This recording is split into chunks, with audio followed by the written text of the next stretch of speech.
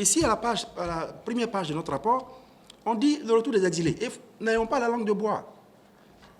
Cette tendance en Côte d'Ivoire d'avoir deux camps, on est pour ou contre, ne peut pas faire avancer notre pays. On nous dit souvent, mais vous êtes tous de l'autre côté, vous avez besoin de supporter forcément, vous avez besoin. Et votre esprit critique, votre intellect, votre analyse qui vous permet de dire, écoutez, il y a un problème.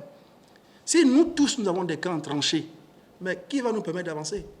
Et nous nous disons, oui, voici, nous espérons avec beaucoup de lucidité, voici une situation. Et c'est pour cette raison que nous disons que le retour des exilés est une condition nécessaire pour la paix. Nous ne voulons pas citer des localités pour ne pas omettre, mais il y a des localités où on n'aura pas la paix tant que les fils de ces localités qui sont à l'extérieur ne viendront pas. Et vous les connaissez très bien. Et partout, on nous le dit. Il y a des endroits même où on nous a pratiquement maintenus pendant des heures pour nous dire si jamais il n'y a pas ceci, il n'y aura pas telle chose. Donc, soyons un peu réalistes. Ne regardons pas le sujet politique de qui vient pas, que ce soit Babou, que ce soit Soro Guillaume, que ce soit Blegoudé, mais regardons plutôt ce que ça crée sur notre vie de tous les jours. Donc, à Abidjan, on peut avoir les débats de médias, les débats de couloirs, les débats de salons, mais sur le terrain, ces débats-là se traduisent en mort d'homme. Il faut que vous le sachiez. Le gouvernement a officiellement dit plus de 85 morts à l'occasion des élections législatives. Mais c'est monstrueux, c'est trop grand. Pardon? Les élections présidentielles. Et chaque fois qu'il y a un communiqué d'une certaine nature dans un parti politique, ça se traduit sur les comportements des populations à la base. Donc, comprenez l'attitude de Homme Nouvelle comme étant simplement une attitude de participation.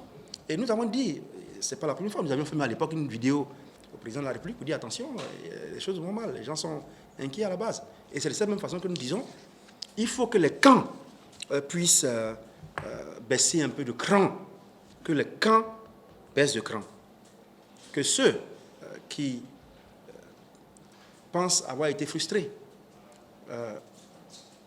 soient traités comme il faut, par les processus judiciaires, par les processus de réparation, par le retour au pays. Mais que ces frustrations, d'où qu'elles viennent, ne soient pas la fin de l'histoire de la Côte d'Ivoire. Parce que ce qui nous attend est plus important que ce que nous avons déjà vécu par le passé.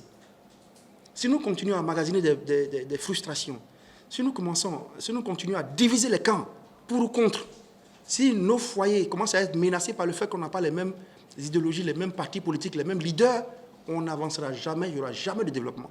Il y a des localités aujourd'hui où le développement s'est arrêté parce que justement on a ces positions tranchées. Il faut faire attention. Et c'est notre rôle, ce que je veux dire, on avance. Il y a des pays qui ont connu des drames, qui sont des grands modèles, le Rwanda, mon premier poste international, vous-même, beaucoup parmi vous visitez le Rwanda. Il y a des pays tels que l'Angola, le Mozambique, qui ont connu 100 000, 200 000, 300 000 morts, mais qui ont dit on avance. Il y a des pays tels que la Somalie qui s'est avancée aujourd'hui vers une démocratie. C'était des non-États où il n'y avait même pas de gouvernement. Donc nous disons aujourd'hui que nous ne devons pas être prisonniers de notre histoire récente. Essayons de regarder devant et avançons. Tout ce qu'il y a à faire pour rechercher la vérité, la justice, doit être fait parce qu'il n'y a pas de pardon sans justice, sans vérité.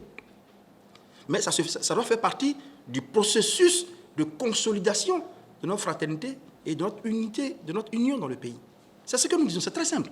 Et nous encourageons l'ensemble des acteurs de la société civile à s'inscrire dans le débat pour désamorcer un peu toute cette tension qu'on voit.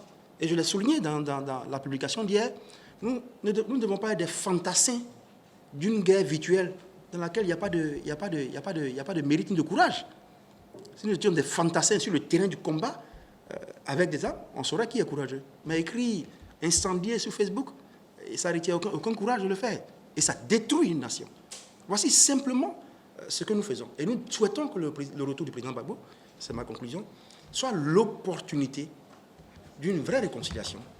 Que les présidents qui existent, on a la grâce d'avoir 3 présidents vivants qui ont géré le pays ou qui gèrent le pays, qu'ils donnent le signal fort. Et je vous le dis, vous le savez, pour vous qui avez des correspondants locaux, le jour où on aura le président Alassane Ouattara, le président Laurent Gbagbo, le président Bédié, ensemble se tenant la main, et lancer un message en direction de toutes les populations ivoiriennes, vous allez voir l'effet sur la vie dans nos communautés. Vous allez voir la récurrence des conflits, comment le pic des conflits baisse, y compris les conflits socio-économiques tels que les conflits fonciers. Donc il faut que ce soit l'opportunité d'un rassemblement pour que la Côte d'Ivoire avance, parce qu'on n'a pas intérêt à se fermer, à fermer notre histoire pour des raisons d'appartenance. Il faut avancer, il faut ouvrir l'esprit, il faut que nous travaillions tous pour une Côte d'Ivoire comme vous, la presse, vous le faites.